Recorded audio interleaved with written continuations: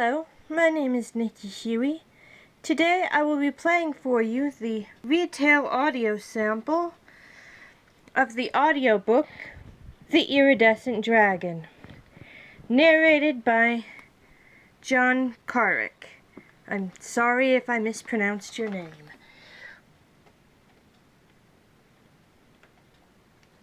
Nunchaku.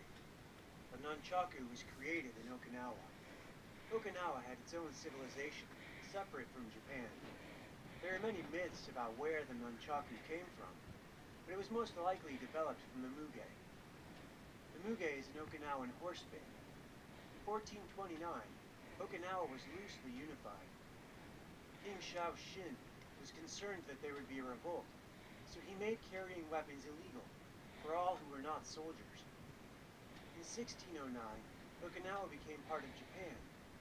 Only nobles were allowed to have weapons for hunting and protection. Things were all right until 1879, when the Meiji Revolution ended. The nobility lost everything and had to farm to feed their families. This caused conflicts with longtime farmers and other peasants. At this point, everyone was forbidden to carry weapons for any reason. The noble farmers didn't like or really know how to fight with their hands, so they used farm tools. Sickles became kama, oars became iku, and two pieces of stick, attached by a rope, became nunchaku. They were not very popular at first. Nunchaku are harder to control than most weapons. There were weapons similar to the nunchaku, most notably the European combat flails, which is probably where the myth that the nunchaku was a rice flail came from. Most people credit movies with the popularity of the modern nunchaku.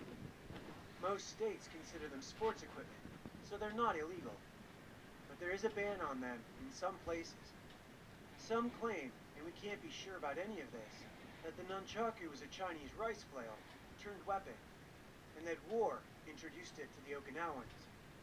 They point out that nunchaku is Chinese for twin sticks, a very apt description of the modern nunchaku. The Chinese do have a nunchaku-like weapon that is shorter and more rounded. Over the years, there have been many different kinds of nunchaku, some held together by rope, others chains, or even horsehair. Some had metal ends, and even spikes. The kind of nunchaku used depended on the style being taught. They weren't really popular until the 1970s. Today in Hong Kong, you need a special license to own a nunchaku. Basically, you must own your own dojo and teach martial arts. There are many stories about nunchaku. One claims that a Chinese emperor invented them out of horsehair and a broken staff. He required his generals to learn to use nunchaku, and they spread to other lands by warfare.